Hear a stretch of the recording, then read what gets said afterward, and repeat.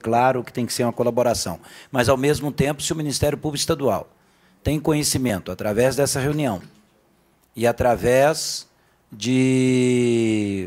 das notas taquigráficas, de violações de direitos humanos, tem notícia crime, o Ministério Público Estadual também não se omite, tem competência. Então, eu acho que é bom deixar bem claro que a questão de direitos humanos não fica restrita, né, só a questão do Ministério Público Federal, de jeito nenhum. Acho que está isso dentro das competências e dos poderes que seriam concorrentes, que todos os dois ministérios têm responsabilidade. Então, a gente encaminha também para o Ministério Público Estadual. Em votação, os requerimentos com os acréscimos apresentados pelos senhores deputados, do deputado Rômulo Viegas. Senhores deputados que os aprovam, permaneçam como se encontram. Aprovado o requerimento. Eu gostaria de deixar bem claro que agora nós vamos ouvir, como é de praxe aqui nas nossas reuniões é o seguinte, a gente sempre começa ouvindo vítimas de violações ou a parte interessada que requer a reunião, e depois demais autoridades presentes, tendo claro que deputado, até em função de que é uma comissão da Assembleia, né, uma comissão regular, permanente do Poder Legislativo, ele pode intervir em qualquer momento, fazendo um complemento em qualquer momento. Então, isso está claro que já está ao vivo, né, então, que isso está garantido. E eu passo a palavra a Rodrigo dos Santos Marques Porto, presidente do Sindicato dos Policiais Federais do Estado de Minas Gerais, para apresentar os motivos de ter procurado essa comissão e, principalmente, o que está acontecendo hoje na Superintendência da Polícia Federal em Minas Gerais e que o sindicato vem aqui denunciar. Então, agora, nós estamos em TV por assinatura para todos os estados, pela internet, e também em canal aberto para todo o estado de Minas Gerais. Com a palavra, o presidente do sindicato, Rodrigo. Muito obrigado. Alô? Alô? Muito obrigado. Queria inicialmente agradecer à casa por nos receber aqui nesse momento tão peculiar, né? Nós que estamos acostumados a estar na rua, lutando, ajudando toda a sociedade, combatendo o crime. Hoje a gente está tendo que vir aqui realmente para lutar pelos nossos direitos. Né? Muitos acham aí que os policiais federais são super-homens, que não sofrem nada, mas não é bem assim. A gente começa a sofrer dentro do próprio órgão. Os nossos dirigentes parece que muitas vezes não estão pensando na gente. Falta um pouco, acredito, que gestão de pessoal. Né? E agradecer, então, ao deputado Rômulo Viegas, ao deputado Sebastião Costa, e especialmente ao deputado Durval Ângelo, deputado Sargento Rodrigues, porque eles estão realmente ajudando bastante a gente.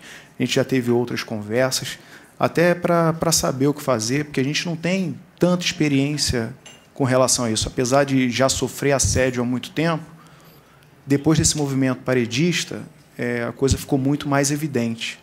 Então, o assédio que era sofrido por um colega, especificamente em Varginha, um outro colega em Montes Claros, um outro em Belo Horizonte, acabou se generalizando. Hoje em dia, muitos colegas estão sofrendo esse assédio. Né? Para começar minha fala, queria falar que há 2 semanas atrás, mais ou menos, eu fui entregar um requerimento ao superintendente da Polícia Federal em Minas Gerais, delegado Sérgio Menezes, e, no momento que ele leu o requerimento, ele de pronto já falou, não tem como autorizar os servidores da Polícia Federal irem até a Assembleia às 9 da manhã, que é o horário de trabalho, se essa audiência pública não é interesse da instituição. Eu virei para ele e falei, mas como é que o senhor não vai autorizar? A gente está indo lá justamente discutir os problemas de assédio moral daqui. O senhor não vai autorizar isso? Ele falou, não vou autorizar. Mas vem aqui dentro comigo. Fomos para a sala dele, uma sala reservada, né?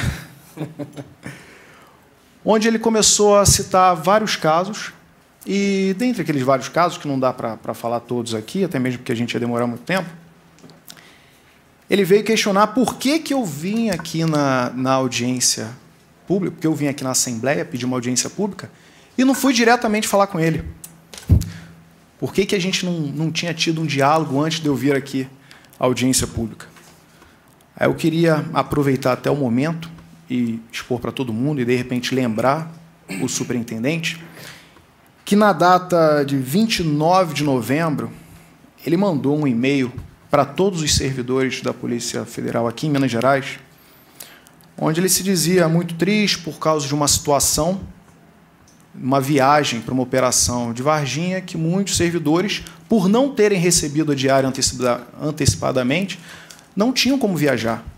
Eu lembro a todos que essa viagem ainda cobrava que a gente ficasse hospedado num hotel específico e que o pagamento fosse adiantado. Gente, eu estou falando de 29 de novembro. É fim do mês, fim do ano. Muitos já tinham muitos gastos relacionados a Natal, a Ano Novo. Se fosse viajar, já estava pagando viagem. Então, muitos aqui, com certeza, já estavam no cheque especial. Então, ele queria que a gente ficasse mais endividado ainda para resolver um problema da Polícia Federal, porque eles teriam que ter depositado a diária antes daquela viagem. Mas, devido à falta de organização, que quem trabalha sabe como é que é, eles não conseguiram depositar a diária. E aí alguns colegas falaram que não iam viajar, porque, na verdade, eles não tinham condição de viajar. Eles não tinham como chegar lá e como é que vai pagar? Você vai pegar o cartão, já está no limite. O cheque especial também tem um limite. Como é que você vai pagar a diária? Onde você vai dormir? Como é que você vai comer? A Polícia Federal também não vai fornecer comida para a gente? Não fornece, né? Então não tinha o que fazer, não tinha como esse pessoal ir. Esse pessoal não foi, até procurou o sindicato para procurar o jurídico, porque era uma situação muito grave. Inclusive, nós temos uma decisão judicial falando que não somos obrigados a viajar quando não recebemos a diária antecipadamente, né?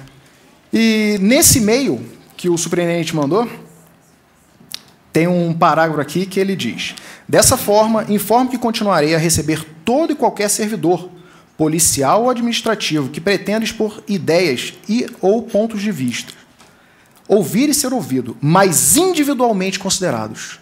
Ou seja, ele não receberia o sindicato, porque o sindicato está representando a coletividade, né? Então, eu lembro a vocês que, no dia 29 de novembro, ele fechou as portas de negociação. E nós não estamos negociando com ele salário. Nós estamos negociando com ele o funcionamento da Polícia Federal e as situações de assédio que estão ocorrendo. Até porque não é ele que dá aumento. Até porque não é ele que dá aumento. Então, não é uma situação que ele não... Porque o aumento, como não é ele não teria nem como negociar realmente. Mas a gente estava discutindo ali a estrutura da Polícia Federal aqui em Minas Gerais, eram as situações de assédio que a gente vai começar a tratar daqui a pouco, né, as relotações, as viagens para lugar ermo, de pessoas que nunca tinham viajado por motivos diversos, os plantões. Eu, por exemplo, eu virei o plantonista dos feriados. Tirei plantão dia 2 de novembro, que é finado, tirei plantão dia 31 de dezembro, que é Ano Novo, tirei plantão dia 11 de fevereiro, que é Carnaval. Detalhe, eu nunca tinha tirado plantão. Foram os primeiros plantões na Polícia Federal. Se falasse que eu já tivesse tirado outro plantão, então era uma coisa recorrente, mas não, foram os meus primeiros plantões, foram justamente nos feriados. Será que a escala toda conseguiu rodar nesse período para que eu caísse justamente nesses feriados?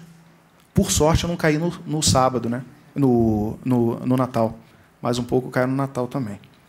Bom, então, dia 29 de novembro, ele fecha as portas de negociação, e quando é dia 19 de dezembro, eu vim aqui nessa casa pedir ajuda para a gente fazer essa audiência pública. Então, foi dia 19 de dezembro que a gente veio aqui, justamente porque a gente não tinha como conversar internamente. E a gente precisa resolver essa situação. Eu não estou com uma situação leviana, uma situação boba. Eu estou com situações muito sérias. Eu tenho policiais federais, deputados, que não quiseram vir aqui porque eles estão se sentindo meio constrangidos. São policiais que são altamente combativos. Eles têm muita vontade de trabalhar pela polícia e eles não acreditam que isso está acontecendo na polícia. Eles preferiam ficar em casa porque sabiam que, se viessem aqui, eles iam se desequilibrar emocionalmente. Então, para evitar alguma coisa, eles preferiram ficar em casa. Bom, então, começando agora a minha fala propriamente dita, queria lembrar um fato curioso, que quando a gente começou a greve, o presidente da DPF ele começou a divulgar nos meios de comunicação que a greve era da Polícia Federal, né? A greve não era dos agentes, escrivães e papiloscopistas. Por quê? Porque os delegados queriam aumento. Só que eles queriam aumento em cima da nossa greve. E eles começaram a divulgar que a greve era da Polícia Federal. Até que um repórter... A gente, na greve, por alguns motivos que não cabe aqui a gente ressaltar, a gente estava pedindo a substituição do diretor-geral. E um dos repórteres questionou ao presidente da Associação dos Delegados de Polícia Federal se ele também era a favor da saída do diretor-geral. Ele, claro, falou, não, nesse ponto a gente está discordando, né? A nossa greve não está avisando também a saída do diretor-geral, não. Mas, bom, eles fizeram, na prática, um dia de greve. Foi no dia 15 de agosto, se não falha a memória. Eles fizeram um dia de paralisação. E, enquanto a gente estava em greve, eu, inclusive, estava na sala quando chegou o meu superior. No início da greve, eu já tinha avisado, ó, estamos entrando em greve, a partir depois de 2 dias, eu acho que a gente entraria, já tinha sido feita uma comunicação oficial, né? Eu falei com ele e ele me deu apoio. Isso aí, vocês têm que fazer greve. Agora, greve é greve, tem que parar tudo. Por quê? Porque eles queriam também os benefícios da greve, né? Ele queria o dinheiro, claro, às nossas custas. O filme não muda nada. Não muda, né? Quando a gente começou na greve a discutir a estrutura arcaica da Polícia Federal, quando a gente começou a discutir os gastos com projetos mirabolantes, onde você está investindo ali 100 milhões de reais para algo que não vai funcionar. Se você perguntasse realmente a um corpo técnico, eles na hora já vão falar, gente, isso é sonho, vocês não estão em Hollywood. Desce, pisa no chão. Eles não tinham como gastar esse dinheiro. Quando a gente começou a discutir isso, são vários projetos, o Vant e outros projetos internos, eles começaram a endurecer, começaram a tentar controlar um pouco mais a nossa greve, começaram a ameaçar com corte de ponto, começaram a ameaçar dizendo que tinha servidor que ia ser demitido, tinha servidor que ia sofrer processo administrativo disciplinar. E, bom, foram vários tipos de ameaça. E nós, como um corpo muito unido, continuamos a greve. A nossa greve, como nós já tínhamos falado aqui nessa casa, ela não visava única e exclusivamente salário, ela visava realmente uma mudança da estrutura, porque essa nossa estrutura foi montada lá no início do século XX, lá em 1900 e bolinha, que foi criado esse inquérito policial, algo tão burocrático, que atrasa tanto qualquer tipo de investigação, né? Então, a gente estava discutindo essa estrutura toda da Polícia Federal. E aí, nesse momento, eles começaram a endurecer cada vez mais. E o momento que ficou mais latente, quando eles começaram a ir na Justiça tentar cortar a liminar que a gente tinha para não haver corte de ponto, esse momento foi justamente quando eles conseguiram assinar um acordo com o governo. Eles assinaram o acordo com o governo, logo depois foram na Justiça tentar caçar a liminar que a gente tinha para não haver corte de ponto.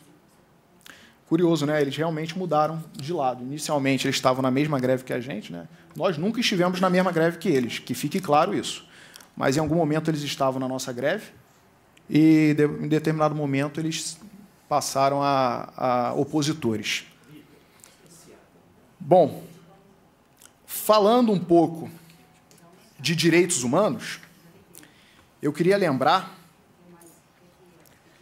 que existe a Portaria Interministerial número 2 da Secretaria de Direitos Humanos da Presidência da República e do Ministro da Justiça, que estabelece as diretrizes nacionais de promoção e defesa dos direitos humanos dos profissionais de segurança pública. Essa portaria é de 15 de dezembro de 2010. É interessante que essa portaria ela busca reforçar a convicção de que, para formar policiais garantidores e promotores de direitos humanos, vocação ideal da polícia em regimes democráticos, que ainda é o nosso, né?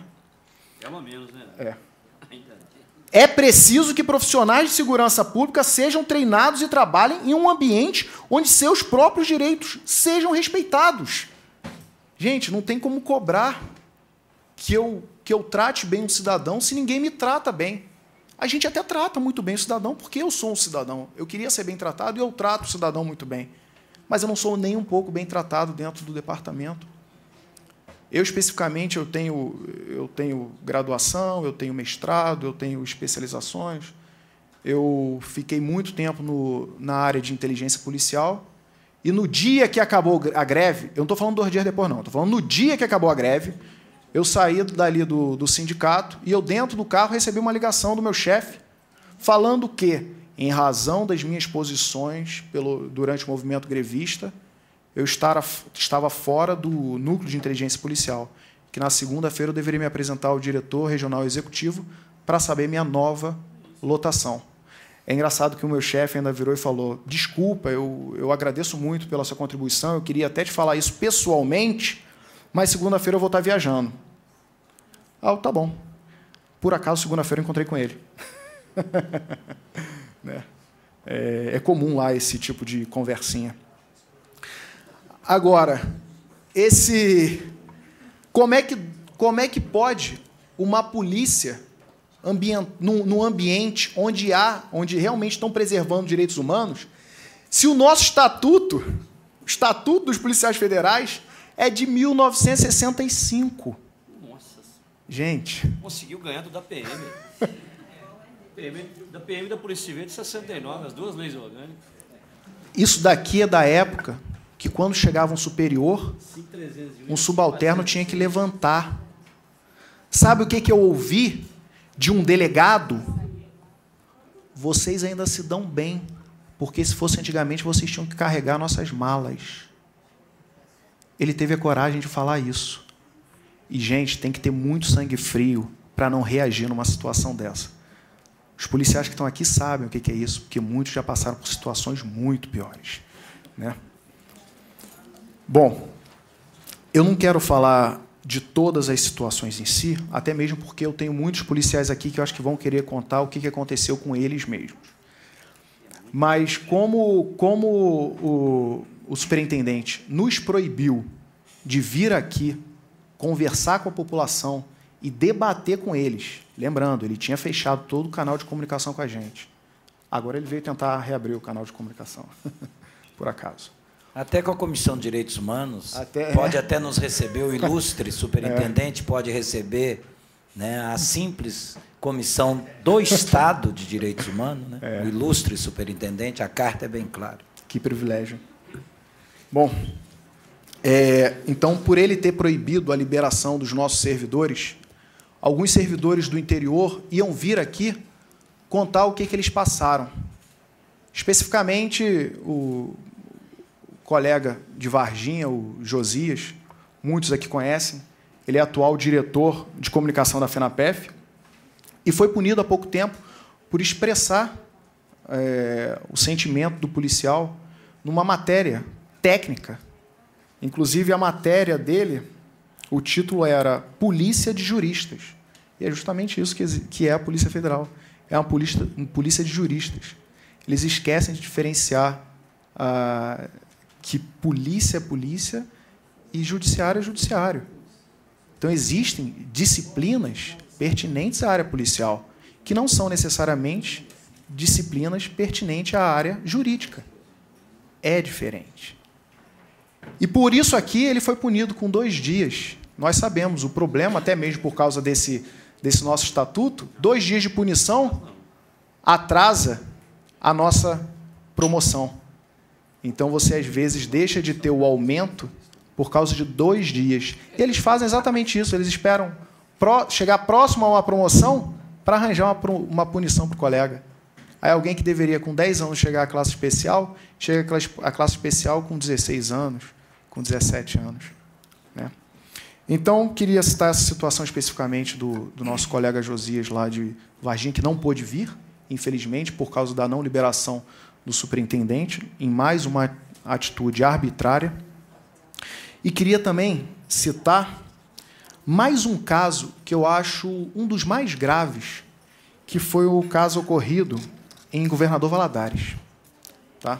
Eu vou ler alguns trechos daqui do nosso relatório, só para ambientar quem não teve acesso ainda ao relatório. Eu não vou citar o nome do delegado aqui, até mesmo porque daqui a pouco eu vou ser punido por isso também, né? Bom, então, isso aqui eu vou falar agora de ameaça de prisão por suposta desídia na delegacia de Governador Valadares. Um delegado, era o chefe da delegacia lá, numa vã tentativa de seduzir os servidores, isso durante a greve ainda, ofereceu àqueles que se dispusessem a abandonar a greve naquele dia a possibilidade de uma condescendente análise de sua situação funcional, além da garantia da inexistência de corte de ponto. Ou seja, se o servidor ali desistisse da greve, ele, de repente, ia ter até um benefício profissional, ia ficar num setor melhor, ia conseguir uma viagem. Eles usam muito isso como prêmio para alguns policiais que estão, digamos assim, ajudando a administração, né? Então, eles usam muito isso como prêmio. Então, essa pessoa teria uma análise boa de sua situação funcional e, além de garantir que ele não teria o ponto cortado. Todos os outros que participaram da greve teriam o ponto cortado. Mas esse que desistisse naquele dia, isso aí a gente estava com 60 dias de greve já, faltavam 10 para terminar a greve. Então, naquele dia, ele não teria o ponto cortado, todos aqueles 60, em detrimento de todo o restante da categoria. Bom, num rompante de arbitrariedade e falta de urbanidade, esse delegado disse que quaisquer atitude, como a dos agentes, de fazer unicamente o que estava na portaria que contém as nossas atribuições, que a nossa portaria também, para os deputados que de repente não sabem, nossa portaria que tem as nossas atribuições é de 89, tá? Não existia nem internet. Né? E como é que ia prever realmente o que a gente fazia, o que a gente faz hoje em dia? Impossível. Depois dali, em 96, passou a ser obrigatória o nível superior para a entrada do Departamento de Polícia Federal. Então, essa portaria, ela contém só atribuições de nível médio, não tem atribuições de nível superior. Bom, então ele disse que se os agentes e escrivães começassem a realizar apenas as atividades que estão nessa portaria, que a gente ficou muito tempo fazendo outras atividades que são inerentes ao cargo de delegado. Então, se a gente ficasse fazendo apenas isso, baseados em orientações de uma eventual cartilha do sindicato, Simpef, ou da FENAPEF, que é a nossa federação, essas situações seriam consideradas crimes de prevaricação e ele prenderia em flagrante delito qualquer servidor que assim se comportasse. Completou ainda, afirmando que o servidor que se recusasse a assinar o termo circunstanciado seria recolhido à cadeia pública e que aqueles que se dispusessem a seguir as orientações do sindicato que solicitassem à justiça um salvo-conduto, pois, sem isso, ele prenderia todos em flagrante delito. Ao ser alertado de que sua conduta constituiria assédio aos servidores em greve, na medida em que oferecia benesses pela volta ao trabalho, ao passo que acenava com indevidos e desproporcionais rigores da lei aos que julgassem oportuno seguir as orientações do sindicato, o referido delegado respondeu que tinha autonomia para oferecer o que estava oferecendo e não admitiria atitudes contrárias ao seu entendimento acerca do que deveria ser realizado no trabalho. Ou seja, ele tinha apoio da administração geral, minimamente de Minas Gerais. Ele tinha esse apoio. Isso é mais grave ainda. Ué, isso é uma afronta tão grande, né? Eu vi isso no relatório e é absurdo da gente entender. Parece que nós estamos numa sucupira da vida, né? Exato. Nem é... Porque isso nem no regime autoritário... Porque no regime autoritário se fazia essas coisas, na época da ditadura, mas não se falava. Se falar uma coisa dessa parece coisa do bem-amado, da sucupira da vida, porque isso é ridículo, uma coisa dessa. E alguém está investido num cargo de chefia com um posicionamento sobre esse. Espero que o ministro da Justiça, que eu vou, inclusive, estar pessoalmente com ele semana que vem para entregar as notas taquigráficas dessa reunião, eu vou marcar, inclusive, essa parte, Rodrigo, do seu depoimento, porque isso é um absurdo. E um governo eleito nesses 10 anos, de várias pessoas oriundas do movimento sindical, que romperam barreira com suas mobilizações e que têm usado uma postura de não criminalizar o movimento grevista, o movimento como de luta pela terra, o MST, uma coisa dessa. Isso é uma coisa assim de sucupira. Chega, beira o ridículo, uma afirmação dessa. É uma falta de senso, até de ridículo. É engraçado que muitos desses delegados eles nasceram já no Estado democrático de direito, mas a cabeça não está lá. Isso é incrível. Em algum local houve uma lavagem cerebral. Academia. Pode ter sido, possivelmente foi a academia, né? Eu vou finalizar esse episódio. A polícia sabe. Eu vou finalizar esse episódio. Bom, o referido delegado, ainda finalizou esse triste episódio procedendo a uma assintosa, injusta e indigna comparação dos grevistas com traficantes de drogas, ao afirmar que o que fazia não era ameaça, mas certo tipo de atuação preventiva, que se dava o mesmo quando advertia essa sorte de meliantes, dentre outras, para não mais delinquir. Gente, isso é um absurdo. Eu sou oficial do Exército da Reserva. Eu passei por algumas situações no Exército também, mas eu nunca vi algo nesse nível. Eu nunca vi. A maior parte desses delegados não tem noção do que é o militarismo, apesar de falar em hierarquia e disciplina. Eu não sei onde eles ficam lendo, eu não sei qual é o jornalzinho, se é desenho, eu não sei o que eles veem. Eu acho que até a escola de guerra do Panamá, né, com todo o seu treinamento, já evoluiu. A Escola das Américas, exatamente. Já evoluiu. Sabe? Isso é da época de Damitrione ainda. Exatamente. Agora, para finalizar a minha fala, sabe o que é o mais curioso, gente? É que o nosso chefe maior, o ministro da Justiça, ele sabe qual é o problema da Polícia Federal. Saiu aqui na Exame, especificamente exame.com, uma matéria do dia 19 de fevereiro. Não sei se vocês tiveram acesso, depois eu posso distribuir para todos que estão aqui presentes. A matéria falava, o título dela é "Falta de gestão é principal problema da segurança pública". Correto. Vou ler 2 parágrafos. É claro... Então, isso aqui foi uma entrevista do ministro José Eduardo Cardoso, tá? Ao jornalista Alex Rodrigues. E aí o ministro fala: é claro que a segurança pública precisa de dinheiro, e não de pouco dinheiro. Mas eu ousaria dizer que, historicamente, no Brasil, um dos principais problemas das políticas de segurança pública tem a ver com a gestão, disse o ministro, acrescentando que o empirismo e a falta de informações precisas resulta em ações mal-sucedidas e desperdício de dinheiro público. Depois ele ainda fala, historicamente, isso aqui é a fala do ministro, historicamente, gasta-se mal o pouco dinheiro que se tem.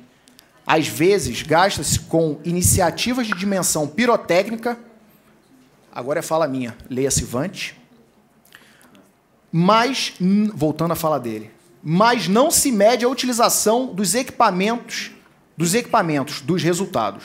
Muitas vezes, equipamentos são repassados de forma inadequada. Há situações em que políticas públicas academicamente excelentes não são acompanhadas e mensuradas em seus resultados. Por isso, é fundamental aprimorarmos a gestão. Gente, esse é o grande problema da Polícia Federal. Nós temos uma gestão que não sabe gerir. Muitos ali entendem única e exclusivamente de direito e acham que isso dá o direito dele entender de gestão. Eu, infelizmente, ouvi, quando eu estava lotado em Manaus, de um delegado, que ele entendia de administração porque ele tinha feito uma cadeira de direito administrativo. É exatamente isso. Eu ouvi isso. Quem trabalha em Manaus cadeira, deve lembrar, ele não pense que não é um utensílio para sentar, não confunda com cátedra, né? Porque aí seria pior ainda, né? É brincadeira. Sabe? Com cátedra acadêmica. Eu agradeço aqui o espaço. Perfeito, Rodrigo. Eu vou voltar a palavra para o deputado Durval Ângelo. Muito obrigado. Eu queria depois que os colegas falassem das suas situações. É bom deixar claro que nós já tiramos encaminhamentos aqui, que vão ser tomados. Se houver necessidade, nós faremos novas audiências aqui, quantas forem necessárias. Se precisar fazer às 18, às 19, às 20. Essa comissão já se reuniu aqui de madrugada, 4 horas da manhã, então não tem dificuldade nenhuma, meia-noite. Nós aqui já temos um histórico de consciência do nosso dever. Então, eu vou pedir aos próximos convidados que eu vou passar a palavra que se atenham a 5 minutos nas suas intervenções para que a gente possa ouvir os policiais aqui presentes, os participantes, que terão 3 minutos cada um para a sua intervenção. Continuando na mesma lógica, eu passo a palavra para Luiz Antônio de Araújo Boldens, diretor de Relações Sindicais do Sindicato dos Policiais Federais do Estado de Minas Gerais, Simpef-MG. Obrigado, deputado. Eu queria só reforçar os agradecimentos aos componentes da comissão, especialmente o deputado Val Anjo, deputado Sargento Rodrigues. Deputado Sargento Rodrigues, mais um pouquinho, não vai precisar nem a gente aqui vir mais de tão craque que ele está ficando em nosso assunto, né? Já é a 3ª vez que eu ouço falar e já está falando com propriedade já sobre o nosso problema. Além do mais, queria parabenizar aqui o nosso novo presidente, o Rodrigo Porto, e agradecer a presença ali do nosso eterno amigo Denilson Martins, está sempre conosco, sabe das dificuldades e está compartilhando com a gente desses momentos difíceis, né? Porque de alegrias, muito pouco, né, Denilson? Em relação à Comissão de Direitos Humanos, a gente tem um especial apreço e passamos até a gostar mais, porque agora ela está conseguindo fazer um equilíbrio nessa balança, né, entre segurança pública e também defesa dos policiais. Eu me lembro que no final de 2010, na Bahia, a Comissão de Segurança, Comissão de Direitos Humanos da Bahia, emitiu um documento, assim que faleceu um agente de Polícia Federal, um documento muito bonito, e nós registramos esse documento como o primeiro feito direcionado ao policial morto e à família do policial morto. Então, quero deixar esse registro aqui, que depois desse evento, em 2010, toda a corporação policial passou a olhar diferente para as comissões de direitos humanos. Isso foi iniciado na Bahia. Em relação à ausência dos gestores aqui da Polícia Federal, a gente tem que citar, tem que deixar também um registro, já é a 3ª audiência pública que nós vamos em que eles não comparecem. Eles notadamente, têm medo do debate, correm desse debate, porque os dados que nós trazemos são tão claros, são tão óbvios, que eu tenho certeza que isso gerou um medo, gerou até um desânimo em relação a esses gestores. Então, a gente deixa registrado que já é a 3ª audiência, 2 na Câmara dos Deputados, uma na Comissão de Segurança Pública e outra na Comissão também de Direitos Humanos, aliás, de Trabalho, e agora essa aqui na Comissão de Direitos Humanos. Então, eu queria deixar esse registro, viu, deputado Val Ângelo? Eles, não é a primeira vez que eles faltam, não. Eles morrem de medo do debate. E aqui, em Minas, está acontecendo a primeira vez que eu vejo uma avocação, o nosso superintendente avocou o direito de dizer não à vinda aqui na Polícia Federal. Geralmente, a gente avoca uma responsabilidade, né? Mas, quando os 2 diretores receberam o documento, ele avocou o direito de dizer não para vir aqui debater conosco. Então, logo tinha fechado as portas para qualquer discussão. Em Minas, nós enfrentamos nada mais do que um grupo chamado de Excelências, porque, na medida em que nós terminávamos um levantamento da produtividade dos inquéritos policiais em Minas Gerais, na esfera federal, nós chegamos ao número de 4%. Praticamente na mesma semana, eles internamente tentaram provocar que todos os servidores os chamassem de excelências através de documentos. Aí 4% é bom deixar bem claro, incluído também autos de prisão em flagrante, que, na realidade, você tem prazos para caminhar com os inquéritos, né? Porque, se você retira os autos de prisões em flagrante, você vai ver que a resolutividade é nula, né? Dentre os 4% que geraram denúncias, já estão incluídos os trabalhos que chegam da Polícia Militar e da Polícia Rodoviária Federal. Não são trabalhos originários nossos, é bom deixar isso registrado. São flagrantes de outras corporações que a gente tem que deixar claro. Em relação ao ministro da Justiça, deputado, essa sua intervenção vai ser de muita valia, mas eu já vou adiantar ao senhor, porque eu conheço, participei de várias reuniões, já vou adiantar o que vai vir de lá, para que o senhor já se prepare. Vai dizer que nós somos radicais, vai dizer que nós somos subversivos, e, principalmente em relação a Minas Gerais, vai dizer que nós estamos fazendo uma inconfidência mineira policial. E vai dizer, em relação aos relotados, que que vários setores desses relotados havia, além da posse, da nomeação e da posse que a gente assina, eles tinham aí assinado uma espécie de compromisso diferenciado para alguns setores e que eles necessariamente teriam que abrir mão do direito de fazer greve. Então, o senhor vai ouvir isso lá. É bom que o senhor já vá preparado, já municiado desses contra-argumentos aí. Nós já fizemos vários relatórios em relação à nossa situação salarial, e elas sempre, todos os estudos de defasagem salarial sempre levam a essa questão de hierarquia, disciplina, e o quanto que nós ficamos também defasados em relação às nossas atribuições. É uma conta simples que é feita. A Constituição diz que nós pertencemos a uma mesma carreira, e ainda faz questão de dizer isso no singular. A Polícia Federal é estruturada em carreira, está lá no artigo 144. E, depois da Constituição, simplesmente não houve uma lei que dissesse o que cada cargo na Polícia Federal tem que fazer. Qual a consequência óbvia disso? Só temos atribuições gerais, tem uma tradição geral que diz que é o delegado que manda, o delegado que é o chefe, né? Isso vem desde 1841. Engraçado que começou assim, né? O antigo juiz de paz escolheu pessoas na sociedade e delegou a elas o trabalho policial, né? O trabalho de investigação. Hoje, os delegados pegam essa definição, remodelaram, claro, e eles que querem delegar a outras pessoas, para você ver como que a história fica deturpada ao longo do tempo, né? Nós estamos agora desenvolvendo a teoria para combater isso, nós estamos desenvolvendo a teoria do não é bem assim. Por quê? Quando nós dizemos que a carreira é única porque está na Constituição, eles vêm e dizem, não, mas não é bem assim. Depois vem, nós somos todos policiais de uma carreira só e somos de nível superior. É verdade. Mas não é bem assim quando a gente vai falar de salário, né? Todos concordam. Vocês têm o direito de greve. O direito de greve é único, né? Mas também não é bem assim. Dependendo do setor que você estiver, você não pode fazer greve. E depois vem o conceito de autoridade policial. Nós todos somos autoridade policial, todo mundo sabe disso, né? O conceito é amplo, a doutrina é convergente nesse sentido, né? Não existe a definição em lei de autoridade policial, muito pelo contrário, ela é bem ampla, mas, quando está falando de polícia judiciária, não é bem assim. É só delegado.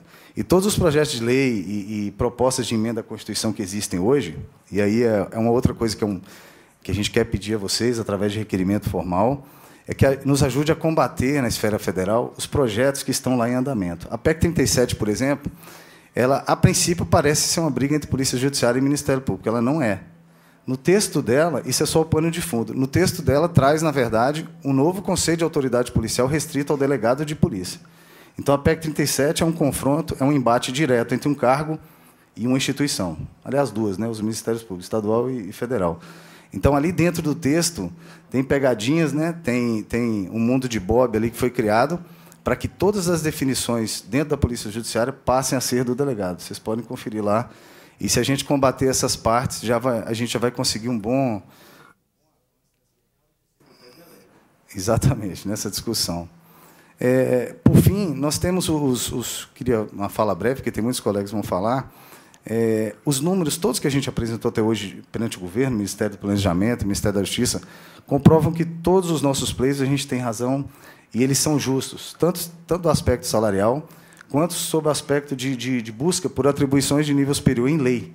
Nós temos a Lei 9266, que nos reorganizou naquela época, alçou todos ao nível superior, né? Nós, recentemente, tivemos um reconhecimento do planejamento que somos de nível superior, mas, infelizmente, nós não temos uma lei que diga, que liste as atribuições de nível superior. E quem se aproveita desse vácuo, dessa omissão, são os delegados de Polícia Federal.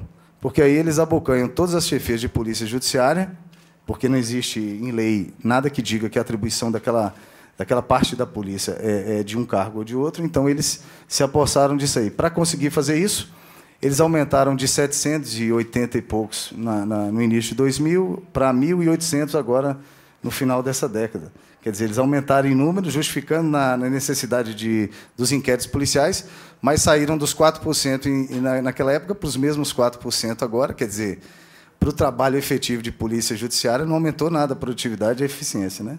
Então, a gente vê que continuaram a mesma coisa. E para mostrar que a sociedade já começou a reconhecer que a nossa luta não é só por salário, não é por igualdade salarial com delegado ou com perito, houve um jornalista que coletou um panfleto nosso no aeroporto, em Confins, e ele se impressionou com a forma como nós apresentamos a nossa luta, saindo dessa questão salarial. E no artigo que ele fez sobre o panfleto, ele fez questão de deixar claro, de frisar, que foi a primeira vez que ele viu um movimento grevista, né, um movimento paredista, que buscava a excelência na produtividade do trabalho, na produção do conhecimento daquele trabalho, Perfeito. E não somente em salário. Luiz. Muito obrigado. Obrigado, Luiz. Com a palavra, Arthur Lobato Magalhães Filho, psicólogo. Boa noite. Boa noite, gente. Boa noite. Queria agradecer o convite aqui do sindicato, a presença aqui nessa comissão. O deputado Sargento Rodrigues, o deputado Durval, já falaram bem das questões técnicas. E eu queria focar, como o meu tempo é bem curto, que me foi pedido pelo sindicato... Arthur, mais pertinho do telefone, do microfone. Alô? Tá ok? Então, me foi pedido pelo sindicato para fazer uma análise das retaliações e as consequências dessas retaliações sobre a saúde do trabalhador. Porque eu, enquanto psicólogo, eu tenho que trabalhar com esse foco na saúde do trabalhador. Eu estou vendo aqui, quero fazer uma saudação a todos os agentes, escrivães, parapoloscopistas, que algumas pessoas estiveram naquela palestra que o sindicato promoveu, e nessa palestra nós já debatemos muito a questão dos efeitos do assédio moral sobre a saúde do trabalhador. E é nesse campo de saber que eu gostaria de falar um pouquinho, para não repetir as coisas que aqui já foram faladas. A minha preocupação atual, quando o sindicato me falou, em primeiro lugar, foram com vocês, gente. Porque agora vocês estão vivendo aquilo que vocês ouviram falar. E esses sentimentos envolvendo a humilhação, a autoestima, a desmotivação, isso vão afetando vocês de uma forma que causa grande preocupação. E é um absurdo a entidade não perceber que, quando ela está adoecendo o trabalhador, a entidade, a instituição também está adoecida. Então, rapidamente aqui, eu fiz aqui algumas comparações através de uma metodologia que a gente chama de análise de métodos de assédio através da classificação das grandes categorias catalogadas pelos especialistas. Então, o que nós vemos? Nós vemos, em primeiro lugar, uma deteriorização proposital das condições de trabalho, que, conforme o relatório mostra, nas páginas 56 e 57, houve um desmonte do setor de inteligência e transferência de vários envolvidos na greve de Minas. Enquanto alguns agentes são punidos por procedimento administrativo disciplinar, por abandonar as investigações, outros são tirados das investigações para fazer plantões, outras atividades, impedindo, assim, a realização do trabalho investigativo e de inteligência. Especialistas em tarefas alfandegárias são deslocados para trabalho de campo, além da supressão de integrantes dos cargos de agente escrivão da Polícia Federal, e também não permitindo que agora os agentes fiquem à frente de postos estratégicos. Eu acho que é importante nós entendermos que essa retaliação, qual que é a relação dela com o assédio moral, com a violência moral? Essa retaliação é clara, isso é uma represália, é uma vingança. E é importante para vocês, meus colegas, trabalhadores, cidadãos brasileiros, entender as consequências dessa retaliação sobre o estado psicológico do trabalhador. Que é a nossa grande luta, a preservação da saúde do trabalhador. Como é que a humilhação, como é que essa violência da transferência para atividades banais, aquém das capacidades, como é que essas viagens penosas e repentinas vão afetar a mente, a emoção e o físico de vocês? Como é que vai ser essa introjeção dessa violência que pode ser extrovertida na casa de vocês, com seus familiares, com pessoas do seu círculo mais íntimo? Porque a violência, vocês já estão sofrendo ou a violência. Com um jurisdicionado numa operação policial. E também o que é importante? Nós temos que entender que essas categorias aqui é o trabalho científico, deputado. O senhor me desculpe que nós não pudemos entregar esse relatório a tempo, mas ele está praticamente fechado e nós gostaríamos que fosse anexado depois, junto com esses documentos, que é essa relação do assédio moral, da violência laboral com a saúde do trabalhador. Outra questão também, porque eu estou pegando as grandes categorias para você. Estou trabalhando aqui, tirando a mística da Polícia Federal e trabalhando com uma classe trabalhadora em prol da sua entidade de classe, em busca dos seus direitos. Então, a deterioração proposital das condições de trabalho está muito provada nesse relatório. O isolamento e recusa da comunicação, porque todo assédio é uma patologia da solidão. O que eles estão fazendo nessas 33 transferências? Eles estão isolando vocês, eles estão desmotivando vocês, eles estão adoecendo vocês. E isso nós não podemos deixar acontecer, porque essas penosidades, o caso de um agente que tem um problema com a mãe, o caso da viagem que um agente quer, mas vai o outro como forma de castigo. E aqui, deputado, nós lançamos um grande debate. Afinal, o assédio moral não tem que ser um trabalho feito ao longo do tempo, com intenção de prejudicar. Então, eu considero o assédio moral como se a pessoa fosse levando pequenos cortes de uma faca todo dia. Mas o que aconteceu com vocês no caso da retaliação é que como se um punhal fosse enfiado nas costas, porque vocês são pessoas idealistas, vibradores, arriscam sua vida em prol de um Brasil melhor. E o que estão fazendo com você? Estão tirando que vocês têm o ideal, o sonho. E como que isso vai acontecer? Como é que vai ficar a cabeça de vocês? Como é que vai ficar a emoção? Continuando, o atentado contra a dignidade também, tem aqui uma questão que é clara, a escalação de agentes com plantão e equipe desconhecida, o agente que ficou 24 horas Natal no Réveillon, a recusa de comunicação e ausência de respostas da agente que sentiu um sentimento de exclusão, pois em 17 anos que ela trabalhava na Polícia Federal, nunca foi chamada a atenção, e depois do movimento grevista, ela foi mudada de lotação por quebra de confiança entre a escrivã e seus chefes. O atentado contra a dignidade. Por que vocês todos estão sofrendo atentado contra a dignidade? Porque a incompetência é uma ameaça para a própria pessoa, mas a competência é uma ameaça para os outros. E todas as vítimas de assédio moral são pessoas que são batalhadoras, são pessoas competentes, são pessoas que querem mudar, são pessoas que estão de corpo e alma, com sangue, com todo suor e lágrimas, como diria o Churchill. E ao transferir, voltando à questão do atentado contra a dignidade, ao transferir e desmontar o núcleo de inteligência, os profissionais serem transferidos para outros setores e outras funções, ser acusado de quebra de confiança contra a chefia, sofrerem procedimentos administrativos alegando deslealdade à instituição, eu pergunto aqui, meus colegas, quem foi desleal primeiro? Não foi a instituição que não ouviu a demanda de vocês, trabalhador, que estão em campo, arriscando sua vida em prol de um Brasil melhor para todos nós, para nosso filho, para as futuras gerações? Então, como é que nós podemos admitir que pessoas com mestrado, pessoas com doutorados, pessoas com curso no FBI, sejam transferidas para atividades rotineiras de atendimento ao público, de pegar intimações? Como que nós podemos admitir esse desmonte total da Polícia Federal? Eu entendo que os próprios delegados, eles devem estar sendo pressionados e repetindo essa violência contra vocês, porque enquanto não for entendido que a Polícia Federal é composta dos agentes, dos escrivães, dos papiloscopistas e dos delegados, nós vamos ter o quê? Uma polícia que não funciona. E nós queremos que essas violências verbais e físicas, como o Rodrigo falou, elas têm um basta. Nós temos que fazer alguma coisa, a entidade, a federação, porque a minha preocupação, voltando à questão da saúde do trabalhador, é a perda do sentido que vocês todos devem estar vivendo. Afinal, o que nos faz ficar doente é o incompreensível. Os discursos são falsos, são destinados a acreditar na mentira. Você sabe que a situação é aquela, é realmente de represária, que tem uma intencionalidade, gente. Outra categoria de análise. A intencionalidade, as transferências de setor, a mudança, as escalas, as viagens, isso tudo reflete o quê? A marca do autoritarismo. Outra categoria, o abuso de poder e os procedimentos administrativos disciplinar. Então, o poder de uma instituição como a Polícia Federal, ele deve existir para que a vontade da sociedade prevaleça sobre a violação do nosso Código Social. Entretanto, no trabalho diário, para se alcançar os objetivos desejados, a tarefa e o relacionamento são o amálgama de um serviço bem realizado. Em cada equipe, o chefe tem que ser também um líder. Estudos e pesquisas comprovam que a força produtiva mais importante, conhecida como força de trabalho, depende da estrutura psíquica do homem. E como é que vai ficar essa força produtiva de vocês? Como é que vai ficar esse patrimônio maior de vocês, que é a saúde, se vocês estão aí totalmente massacrados por essas atitudes covardes e de abuso de poder?